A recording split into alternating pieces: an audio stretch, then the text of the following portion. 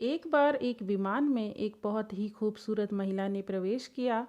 विमान में चढ़कर जब महिला अपनी सीट के पास गई तो उसे अपने बाजू वाली सीट पर एक अपंग व्यक्ति नजर आया जिसके दोनों हाथ कटे हुए थे। महिला को उस अपंग व्यक्ति को देखकर काफ़ी घिन हुई। उसने आवाज़ देकर एयर होस्टेज को बुलाया और अपनी सीट बदलने के लिए आग्रह करने लगी। एयर हॉस्टेज ने महिला से सीट बदलने का कारण पूछा तो महिला बोली, मैं ऐसे व्यक्ति के पास बैठकर सफ़र नहीं कर सकती जिसके दोनों हाथ नहीं हों। मैं इस व्यक्ति के प्रति सहज नहीं हूँ। मैं इस व्यक्ति के पास बैठकर यात्रा नहीं कर सकती, इसीलिए प्लीज़ आप मुझे कोई और सीट दे दीजिए। दिखने में शांत और पढ़ी लिखी महिला के इस तरह के व्यवहार पर एयर हॉस्टेज अचंभित हुई।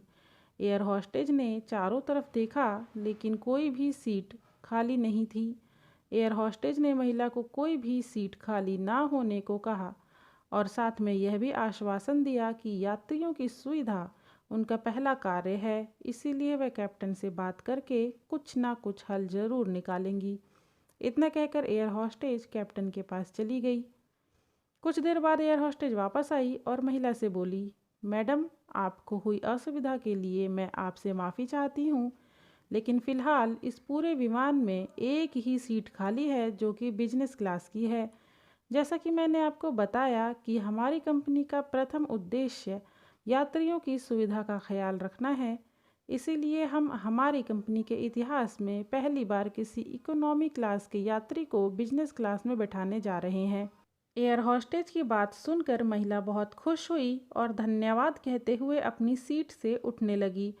तभी एयर हॉस्टेज ने उस अपंग व्यक्ति की ओर अपने दोनों हाथ बढ़ाते हुए कहा, सर, आपको हो रही असुविधा के लिए मैं आपसे माफ़ी चाहती हूँ, लेकिन हम आपको इकोनॉमी क्लास से बिजनेस क्लास की सीट दे रहे हैं क्योंकि हम नहीं चाहते कि आप किसी अशिष्ट यात्री के साथ यात्रा करें।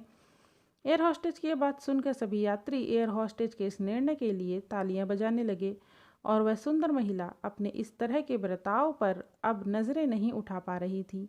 तभी वह व्यक्ति अपनी सीट से उठा और बोला, मैं एक भूतपूर्व सैनिक हूँ। कश्मीर में हुए एक मिशन के दौरान मैंने अपने दोनों हाथ खो दिए, लेकिन मुझे हमेशा खुद पर देश के लिए दिए इस बलिदान पर गर्व होता है। आज जब महिला यात्री की यह बात मैंने सुनी तो मैंने सोचा कि मैंने भी किन लोगों के लिए अपनी जान जोखिम में डाली और अपने हाथ गंवा दिए। लेकिन जब आप सभी के व्यवहार और सोच को देखा तो मुझे आप खुद पर गर्व हो रहा है।